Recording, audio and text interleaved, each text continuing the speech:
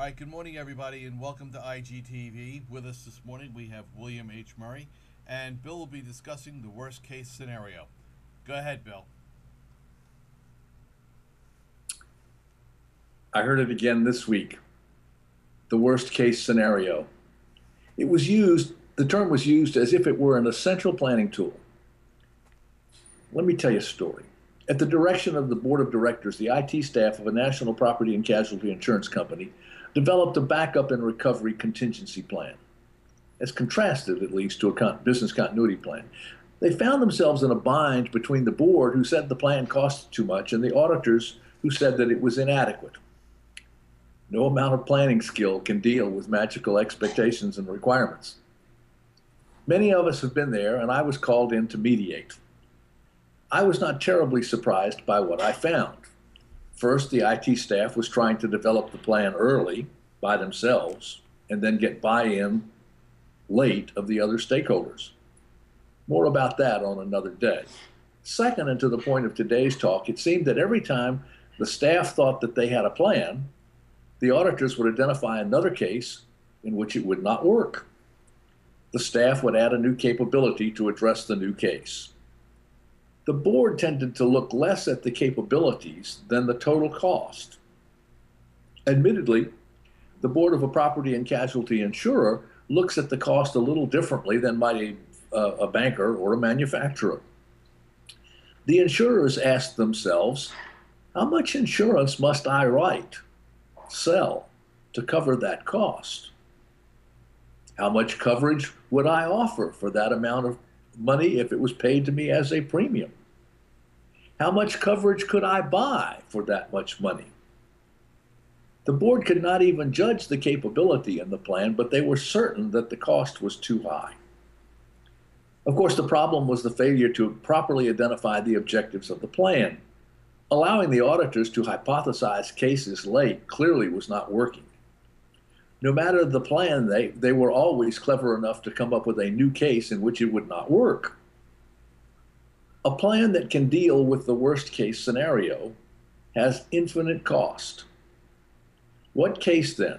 What case must the backup and recovery plan of a national property and casualty insurer deal with?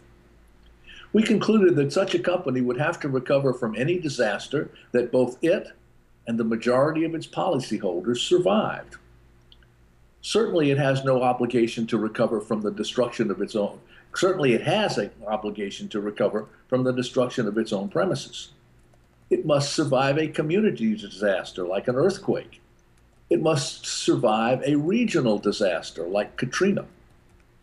Of course, these are far short of the worst case, short of thermonuclear war or the end of the world.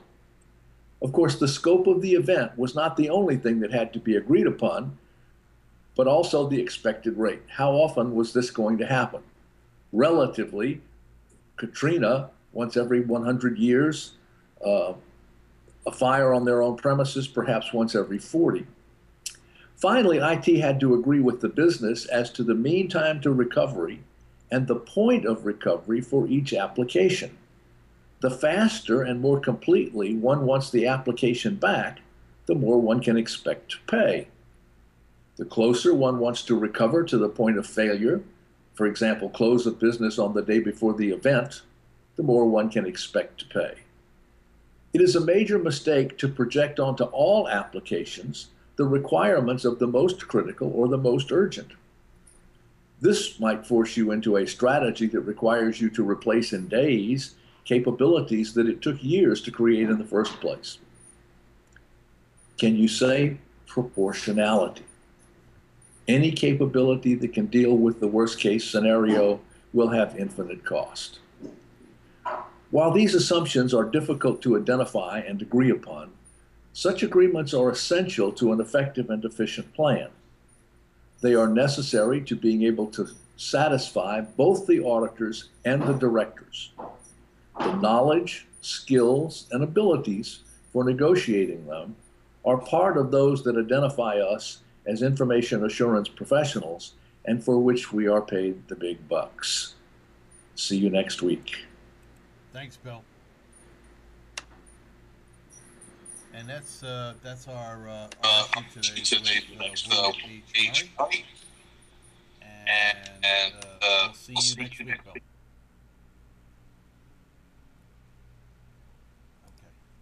Okay. Okay, we're good. All right. Tough time there on audio today. And let me get that out of there. There we go. And we are good. Okay. So, interesting talk.